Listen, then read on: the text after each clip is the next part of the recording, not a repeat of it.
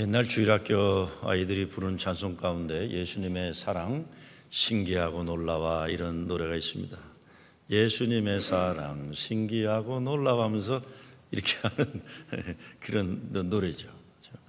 예수님의 사랑 신기하고 놀라워 오 크신 사랑, 하늘 그보다 높고 바다 그보다 깊고 우주 그보다 넓은 오 크신 사랑. 오늘과 같은 성경 구절을 보게 되면 예수님의 그런 신비하고 놀라운 사랑을 저희들이 보게 됩니다. 늘 새롭죠. 늘 새로운 겁니다. 예수님이 이 세상을 떠나셔야 할 때가 가까이 온 걸 아시고 자기 사람들을 사랑하시되 끝까지 사랑했다. 끝까지 사랑했다는 것은 포기하지 않고 사랑한다는 것이고 나아가서 모든 것을 다 내어주면서 사랑한다 이런 뜻입니다. 요한복음 12장 24절에 보아도 예수님께서 영광을 받을 때가 왔다고 하시면서 한 알의 밀알이 되어야 한다 이런 말씀을 하셨습니다. 내가 살기 위해서 남 죽이는 것을 쉽게 생각하는 세상인데 예수 믿는 사람들은 그러면 안 되고 오히려 자기를 죽여 가정을 살리고 교회를 살리고 세상을 구원하는 일에 쓰임받는 사람들이 되는 겁니다. 그런데 그렇게 사는 길을 예수님은 오늘 본문에서 제자들의 발을 닦아주시는 섬김의 사랑으로 보여주고 계십니다. 오늘 사건은 요한복음에서 예수님이 말씀으로 제자들에게 가르침을 주는 마지막 사건이에요. 그 마지막 말씀의 가르침이 제자들의 발을 닦으시는 거예요. 14절에 보니까 내가 너희 발을 씻겼으니 너희도 서로 발을 씻는 것이 옳으니라 그랬어요. 내가 너에게 행한 것 같이 너희도 행하게 하려 하면 본을 보였노라. 그리고 17절에 가면 너희가 이것을 알고 행하면 복이 있으리라. 정말 행복하게 살려면 발 닦아주는 것 잘해라 이겁니다. 이 진리를 깨닫고 실천해야 행복하다는 겁니다. 복 받는 건 뭐고 행복하다는 건 뭡니까? 세상에서 출세하고 성공한다는 것은 높은 자리에 올라가지고 남에게 대접받는 인생 산다 이런 생각이에요. 성공해서 어렵고 힘든 일들은 다른 사람에게 맡기고 나는 편하게 사는 것이다. 그게 우리 인생의 꿈입니다. 높아지는 꿈이에요. 높아진다는 것은 쉽게 말하면 내 발 남이 닦아주는 그런 생활을 하는 거예요. 남의 발을 닦아주는 인생에서 이제는 남의 발을 쫙 뻗고 있으면 다른 사람들이 닦아주는 인생으로 그게 성공이라는 거죠. 세상 가치관이 그런 겁니다. 근데 예수님은 복 받으려면 그러면 안 되고 남을 발을 닦아주라 하십니다. 그것이 행복의 비결이다. 그게 행복의 비결이다. 사랑이 위에서 밑으로 내려간다는 겁니다. 윗사람이 그 사랑을 먼저 실천하라. 근데 6절에 보면 베드로가 주여 주께서 내 발을 씻기시나이까 이거 안 됩니다. 세상 순리를 볼 땐 밑에 사람이 높은 사람 하는 건데 안 됩니다. 그런 겁니다. 제가 이번에 한국 방문하면서 많이 들은 게 한국 사회에 만연해 있는 갑과 을의 관계입니다. 갑의 위치에 놓이게 되면 언행이 달라져서 함부로 하고 을의 위치에 놓이게 되면 머리 숙여 하고 할 말도 못해 하는 그런 문화가 아래 위 그냥 만연해 있는 거예요. 이렇게 되면 복수의 악순환은 물론이요 억울함이 아래 위로 가득 차게 되는 겁니다. 다 불행해지는 거예요. 근데 하나님의 순리는 그게 아니라는 거죠. 하나님의 사랑이 우리들에게 먼저 왔다는 겁니다. 그래서 사도 바울은 이렇게까지 얘기합니다. 아직 우리가 연약할 때에, 아직 우리가 죄인 되었을 때에, 아직 우리가 하나님의 원수 되었을 때에 하나님 예수 그리스도를 십자가에 달려 죽게 하기까지 우리를 사랑하셨다는 겁니다. 아무리 그래도 부모 사랑을 자식 사랑에 따라가지 못하는 거죠. 아주 오래전인데 아주 오래전에 저 어머니부터 전화가 왔어요. 너희 집에 무슨 일 없냐? 무슨 일이라뇨? 근데 왜 나한테 돈 보냈냐? 그러시는 거예요. 그 돈이라는 건 제가 어머니 쓰시라고 용돈 드린 게 아니라 30몇 년 전에 시카고 살 때 집을 사야 됐는데 돈이 없으니까 어머니하고 이모님한테 돈을 꿨어요. 근데 저는 잊어먹었어요. 꾸고 나서는. 한참 후에 생각난 건데 무슨 얘기하다가 저희 사람한테 사실 우리 집 살 때 내 돈으로 산 게 아니라 어머니하고 이모한테 돈 꾼 거라고 그랬더니 그리고 저는 잊어먹었다고 그랬어요.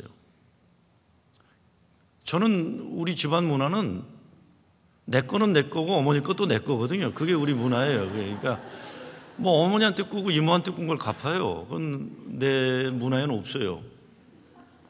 근데 저희 사람이 그걸 보고 깜짝 놀라면서 그런 생각은 도둑놈 생각이다 이렇게 말씀하시더라고요. 근데 자기 집안에서는 안 그런데요. 자기 집안에서는 어머니하고 돈꿔도 꾼 건 엄마한테 갚고 서로 그런데요. 그러고 나서는 전 잊어먹었는데 저희 집사람이 매달 갚은 거예요. 한국에는 이모도 네 와이프는 왜 그러냐? 저희 어머님도 집안에 문제 있냐? 이러잖아요. 저희 사람이 갚았어요, 결국. 갚은 거예요. 어머니는 꿔주시고도 받을 생각 안 하신 거예요. 뭐 이모님도 마찬가지예요. 그래서 어머니가 정말 받아도 되겠냐? 그러세요. 그래서 옛날 같으면 필요 없으면 다시 보내줘 그러는데 저도 조금 철이 들어서 괜찮아. 엄마 써도 돼. 아주 인심 쓰는 듯이 얘기했어요. 제가 전화를 끊고 생각해 봤어요. 왜 어머니한테는 꾼 돈 갚으면서도 이렇게 당당하고 자식들은 싫다는데도 주려고 애쓰고 왜 참 너무하다. 너무하다. 이게 위에서 밑으로 사랑이 가는 겁니다. 위에서 밑으로. 부모들은 자식에게 준 거 생각 안 하잖아요. 그거 아까워하지 않잖아요. 예수님이 세상 떠나기 전에 사랑하는 제자들에게 발을 닦아주시는 거예요. 이게 하나님의 순리입니다. 세상 가치관으로 보면 말이 안 되는 거죠. 세상 가치관은 말이 안 되는 거예요. 그래서 8절 말씀에 보면 베드로가 가로되 내 발을 절대로 씻기지 못하리시리다. 이게 이렇게 하는 거 아니지 않습니까? 하는 겁니다. 그때 예수님이 내가 너를 씻기지 아니하면 내가 나와 상관이 없다. 나는 너에게 사랑을 주고 싶다 이런 겁니다. 그리고 이게 물로 닦아주는 사랑이 아니잖아요. 사실은 물로 닦는 게 아니라 뭐로 닦는 겁니까? 피로 닦아주시는 거예요. 생명으로 닦아주시는 거예요. 생명으로. 예수 십자가 피로 죽을 수밖에 없는 죄인 베드로를 씻으신 거예요. 이 인간 구원받아야 되니까요. 그랬더니 비로소 깨닫고 구절에서 주여 내 발뿐 아니라 손과 머리도 씻겨 주옵소서. 그때 예수님이 이미 목욕한 자는 발밖에 씻을 필요가 없다. 온몸이 깨끗하다. 한 번 구원받은 사람은 구원이 자꾸 흔들리는 건 아닙니다. 매일 우리가 죄를 짓고 못나게 살긴 하지만 구원이 흔들리는 건 아니에요. 그렇지만 우리가 해야 되는 건 매일 속죄하고 회개하는 삶을 살아야 되는 거죠. 주님 잘못했습니다. 예수님이 십자가 죽음을 앞두고 제자들의 발을 씻은 건 피로 씻으신 거예요. 찬송가에 그런 말씀 있죠. 나의 죄를 씻기는 예수의 피밖에 없네. 다시 성쾌하기도 예수의 피밖에 없네. 예수의 흘린 피 날 희게 하오니 귀하고 귀하다. 예수의 피밖에 없네. 바로 이 죄를 구속하는 예수의 피입니다. 내가 주와 또는 선생이 되어 너의 발을 씻겼으니 너희도 서로 발을 씻기는 것이 옳으니라. 그리고 발을 닦아주는 건 아주 긴밀한 관계를 뜻해요. 그렇죠? 아무나 내 발 만지는 게 아니잖아요. 나를 고쳐주려는 의사가 만져주던가 어머니 아버지가 만져주던가 사랑하는 사람들이 만져주는 거예요. 오늘 예수님 말씀은 말로만 사랑한다 하지 말라는 겁니다. 어떤 젊은 부부가 있었어요. 근데 어느 날 남편이 뭔 감동을 받았는지 아내에게 이렇게 말합니다. 여보, 난 정말 당신을 위해서라면 목숨도 아깝지 않게 버릴 수 있을 것 같아. 그래요. 생명을 바치겠다 아내에게. 그랬더니 그 부인이 이렇게 대답합니다. 여보, 나를 위해 죽는 것은 안 해도 좋은데 제발 밥 먹고 나면 설거지 좀 해라. 밥 먹고 나면 설거지 좀 해라. 어쩌면 예수님은 우리들에게 너희들 이런저런 거룩한 말 많이 하고 이런저런 대단한 신앙생활하는 것처럼 그러는데 좀 그러지 말아라. 행동으로 보여줘라. 그리고 서로 발이나 좀 닦아줘라. 그런 말씀인지 몰라요. 그런 말씀인지 몰라요. 최소한 프로징 제일교회 교인들은요, 남들에게 버릇없게 하거나 예의 없게 하거나 무시하는 일은 없어야 돼요. 없어야 돼요. 우리를 섬기려는 사람들한테 어디 가서도. 예수님 지금 십자가 달려 죽으셔야 하는 길을 가셔야 하는데 세상적으로 보면 망하는 인생길 가는 건데 왜 이런 가르침을 주고 계실까요? 예수님은 이 십자가의 길이 멸망의 길이 아니라는 걸 믿으시기 때문입니다. 그 길이 정말 실패, 패배의 길이라면 예수님이 제자들 모아놓고 그랬을 거예요. 나처럼 불행한 인생 살지 말라 그랬을 거예요. 근데 예수님 그러지 않으세요. 제자들이 앞으로 하나님 나라의 주인공이 되어서 하나님 나라를 이어야 할 위대한 인생을 살아야 하기 때문에 그들의 미래를 생각하며 주시는 말씀이에요. 십자가의 길이 하나님 사랑의 완성의 길이다. 이 길이 영광의 길이다. 이런 확신, 이런 신뢰, 이런 소망이 있으니까 예수님은 죽음의 길을 가시면서 제자들의 발을 씻기시고 너희들도 앞으로 그렇게 하라고 가르치신 겁니다. 예수님이 자신의 죽음을 앞두고 끝까지 사랑하심에 가장 중요한 핵심이 서로 발 닦아줘라 이거예요. 이 큰 도전입니다. 우리가 열심히 살면서 뭘 꿈꿉니까? 우리가 예수 믿는 사람들인데 예수님을 우리의 구세주로 고백하는 크리스천들인데 우리는 어떤 가치관을 가지고 살아가냐 이겁니다. 우리들이 자녀 교육 그런 거 말 많이 하잖아요. 근데 목적이 뭡니까? 말이야 멋있게 하지만 대부분 우리들은 내 자식들이 남들 발 닦고 사는 인생이 아니라 남들이 우리 아이들 발 닦는 인생 살기를 바라는 거예요. 저도 아이들 자랄 때 얘들아 너희들 공부 열심히 하고 훌륭한 사람 돼서 남들 발 잘 발 닦아주는 사람 되라 이런 말 한 적이 없어요. 애들한테 공부 잘해서 남 주냐 임마, 너 잘 되라고 하는 거야, 그렇게 얘기했어요. 예수님 가르침이 아니에요. 그러면 어떻게 됩니까? 애들이 다 자기 뺏기 모르는 이기적인 인간 되는 거예요. 나를 위해서 하는 거구나. 그렇게 하면 안 되는 거 아니에요. 우리가 예수 믿으면 얘들아 하나님의 영광을 위해 잘해야 된다. 하나님의 영광을 위해 잘해야 된다. 그랬어야 했는 거예요. 며칠 전에 김영석 선생님이 이제 95세인가 되시잖아요. 김영석 선생님이 100세까지 살아보니라는 책을 쓰셨어요. 100세까지 살아보니. 근데 그 중에 이런 얘기가 나요. 일정 시대 때 베를린 올림픽에서 마라톤으로 금메달 딴 우리 송기정 선수 얘기가 나와요. 그분이 일장기 걸고서 그 위에 전 세계에 보이는 게 너무 분통해서 항의 표시를 했던 나라 잃은 소름으로 살았던 분인데 이제 연세가 많이 드셔갖고 회계사가 김영석 선생님한테 한 얘기를 쓴 거예요. 어느 날 연세 많은 송기정 선생님이 오셔가지고는 그러더래요. 나라에서 무슨 상을 받았는데 이거 세금 내고 싶다고. 그래서 회계사가 선생님 연세가 많으시니까 세금 안 내셔도 됩니다. 아니야 세금 내고 싶다고. 세금을 계산해보니까 너무 조금 나와요. 송기정 선생님이 실망하시고는 이것밖에 안 돼. 더 많이 내는 길은 없어. 그러니까 많이 내도록 또 만들어 드렸더니 그때 비로소 웃으시면서 그래 내가 그래도 이만큼이라도 내 나라를 위해서 쓰임받게 됐으니 참 감사하다 하면서 가시더래요. 나라 없는 소름을 살아온 어른이기 때문에 독립된 나라에서 세금을 내는 것 기쁨이요 자랑으로 여기셨던 겁니다. 우리 누구도 거저 여기에 존재하지 않아요. 가정이 있고 나라와 민족이 있고 교회가 있는 거예요. 그러니 감사하고 귀한 줄 알며 사는 거죠. 근데 요즘은 이기적인 인생이 너무 당연한 시대가 되었어요.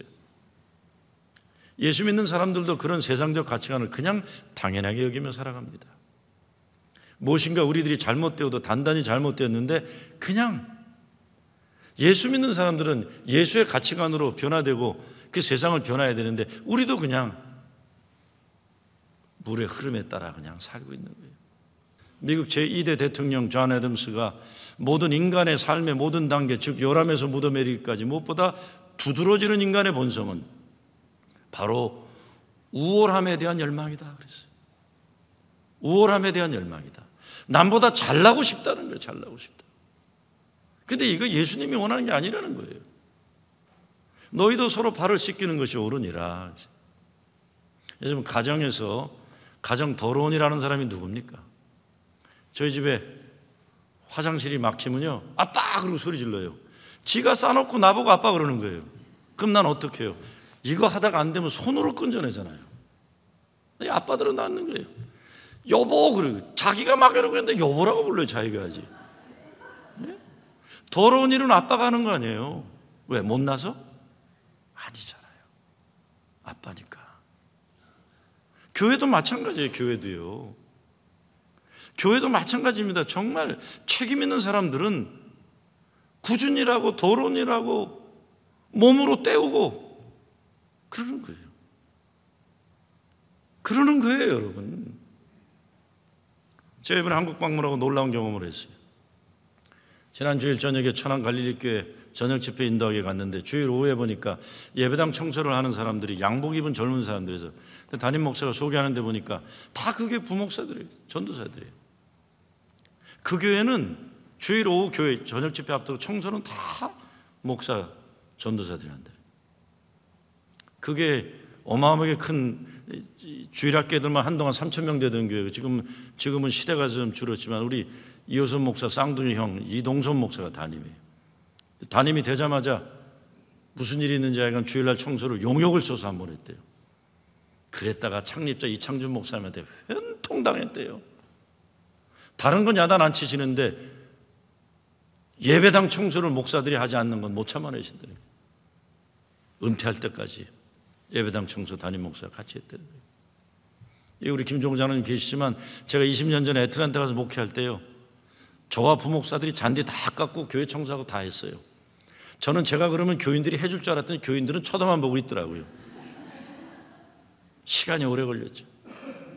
그래도 교회 고치고 마당에 뭐 심고 그 허접한 교회 이쁘게 만드느라고 그냥 어떻게라도 이 교회 이쁘게 하려고. 근데 예배당 크게 짓고 교인들 늘어나니까요, 목사는커녕 교인들도 손바닥 까짝 안 하게 돼요. 다 다른 사람 써서 하게 되는 거예요.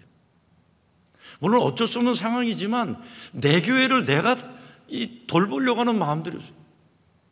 천안 갈릴리교회 그 큰 예배당을 지금도 제가 갔더니 이창준 목사님 나와 계시더라고요. 예배당만큼은 주회종들이 청소해야 된다. 제가 결심하고 돌아왔어요. 예배당만큼은 목사들이 전도사들이 청소해야 되겠다. 그런데 너무 감사한 거는 그 교회도 룰이 하나 있는데 주일날 설교하는 목사는 청소 안 해도 된다는 룰이에요. 할렐루야, 할렐루야, 아멘, 할렐루야. 진짜로 몸으로 교회 사랑할 수 있어야 돼요. 우리 김 장로님은 목수를 잘 하시기 때문에 다 직접 했어요. 직접 우리 교회 직접 하는 게 직접 몸으로. 교회를 귀하게 여겨야 된다. 정말 우리 교회예요. 정말 우리 교회 리더들이 몸으로 교회를 섬기는 훈련이 필요해요. 굳은 일 좀 같이 하고. 그게 사랑이죠. 사실 지난주에 오전에는 인천 하나비전교회에서도 많은 감동을 받았는데 다 갔더니 교회 표가 딱 하나 붙어 있어요. 장애인들에 대한 편견과 차별을 없애는 교회라고 그랬어요. 35년 개척해서 한 2천여 명 넘는 교회인데 300여 명이 장애인 사이에 친교 시간인데 몸이 불편한 장애인이 커피를 가져오더니 목사님 커피 드세요. 빵공장 운영하고 주중에도 장애우들이 와서 만들어서 다 파는 거예요. 당당하게 살아가는 거예요. 16년 전에 저와 처치 오브 더 세이비어 워싱턴 거기 가서 그걸 다 보고 왔는데 이분은 그대로 실천한 거죠. 저한테 그러더라고요. 목사님, 주님이 기뻐하신 일이라면 그냥 하는 겁니다. 주저하면 아무 일도 못해요. 우리 교회도 이 장애인들에게 올 수 있는 게 제대로 안 돼 있잖아요. 사실 제가 참 부끄러웠어요. 우리 뉴욕에 사는데도 그렇게 35년 개척하는데 그렇게 어려웠대. 왜 그렇게 장애우들에게 특혜를 주느냐? 성한 사람보다 장애우들이 뭐가 있길래 더 잘해주려고 그러냐? 그 목사님이 그걸 넘어가지 않고 참아낸 거예요. 주님께서 더 귀하게 여기기 때문에 그들을 위해서 우선적으로 해야 됩니다. 대한민국의 최고가는 장애우들을 귀하게 하는 교회가 된 거예요. 교회도 보면서 16층짜리 빌딩 짓고 같은 훈련을 같이 받았는데 저는 주저주저 하면서 눈치 보고 이 대가 센 것 같지만 실제적으로 저는 주저주저 했는데 그 목사님은 우직하게 주님이 기뻐하신 일이라면 하겠다고 한 거예요. 아주 결단하고 왔습니다. 교회가 주님이 기뻐하시는 걸 우선적으로 해야 되는데 그냥 딴 거에 관심 가지는 교회 이제 그만하고 싶다. 저도 은퇴하려면 얼마 안 남았는데 마지막 교인들 비위 맞추는 교회 안 하겠다 생각이 들었어요. 주님이 기뻐하시는 게 우선적인 목적으로 돼야 되겠다 하는 거죠. 그거 적용하려면 저부터 힘들어질 거예요. 그렇지만 그렇게 해야죠. 예수 믿는 사람들에게 있어서는 예수님 말씀하시는 섬김의 논리가 어디에서나 그대로 적용돼야 해요. 교회도, 가정, 일터에서도. 높은 사람이, 능력 있는 사람이, 삶의 조건이 좋은 사람이, 없는 사람, 어려운 사람, 힘든 사람 발 닦아주는 것, 이게 하나님의 순리입니다. 우리가 하나님 믿는 사람들이라면 하나님 우리를 사랑하셔서 남들보다 좋은 조건에 잘 살 수 있게 하셨다면 그건 우리보다 어려운 사람들 힘이 되고 용기가 되고 사람 일으켜 세우는 일에 쓰임받으라고 부르신 거죠. 먼저 믿은 사람이 아직 믿지 않은 사람들이 남보다 넉넉하게 잘 사는 사람이 못 사는 사람들과 나누어 먹게 하기 위해서. 세상 사람들은 모두 자기 편한 것 위해 살아가려고 하는지 모르지만 예수님은 우리들의 섬김의 도를 가르쳐 주시는 거예요. 너희도 서로 발을 씻기는 것이 옳으니라. 근데 우리 스스로 남의 발을 닦으려 하면 어렵습니다. 우리가 하려면 힘들죠. 내 힘으로, 내 생각으로. 자존심 상하고. 우리가 남의 발을 닦을 수 있다는 것은 예수님이 우리의 발을 십자가 보혈로 닦아주셨기 때문에 그 은혜를 알 때만 그게 가능해지는 거예요. 내 죄를 용서하시기 위해서 내 발을 닦아주셨는데, 나 속죄함을 받은 후 성령이 오셔서 하나님 자녀된 것을 곧 증거합니다. 나 속죄함 받은 후, 나 속죄함 받은 후 주를 찬미하겠네. 나 속죄 받은 후 주 이름 찬미하겠네. 예수 십자가 보혈의 공로로 죄사함을 받은 후 성령이 내 삶 속에 오시게 되니까 하나님 자녀된 것을 증거하게 되었다. 은혜 받은 삶, 사랑으로 실천되는 겁니다. 우리 주님이 끝까지 사랑하는 사랑으로 우리를 사랑하셨다는 것, 그 은혜의 체험이 우리에게 있기 때문에 가능한 겁니다. 먼저 사랑하셨기 때문에. 주님이 우리 발을 닦아주셨고 우리의 죄를 대속하기 위해 십자가 달려 돌아가셨기 때문에 그 믿음 안에서만 가능한 것이죠. 사도 바울이 그러잖아요.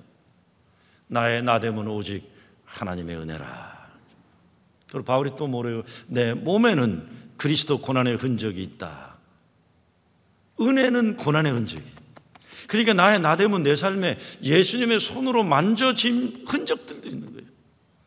너무나 아프고 너무나 큰 삶의 고통이 있는데 주님의 손길이 여기 있구나. 주님의 손길이 내게 있구나. 이 흔적은 많은 경우에 큰 아픔 가운데, 고통 가운데 찾아오신 주님의 사랑과 은혜의 손길을 이게 만져지는 거예요.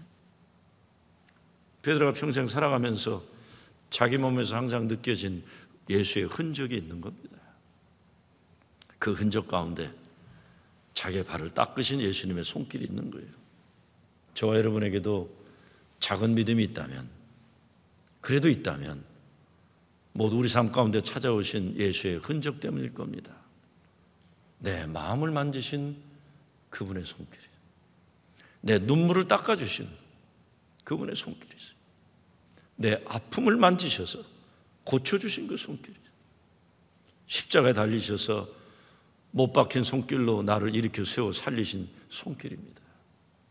오늘 나의 나됨도, 우리 가정도, 교회도 오직 하나님의 은혜인 것이고, 그 은혜의 중심에는 주님의 흔적이 담겨져 있는 것입니다. 하나님이 우리 교회를 아직까지 세워주시고 지켜주신 목적이 뭐겠습니까? 이 사랑, 이 은혜 나눔과 섬김의 목적입니다. 세상의 빛과 소금 되어 나누어지고 섬겨지는 나눔과 섬김이 있는 교회가 될 때 비로소 우리 이웃들은 우리 교회가 잘 되기를 바라는 거예요. 우리의 죄가 주님의 십자가 보혈로 씻겨져야 하듯이 내 발이 주님의 손으로 씻겨져야 하는 거죠. 나의 가장 더럽고 부끄러운 그것들이 예수의 손으로 깨끗게 되어야 하는 거예요.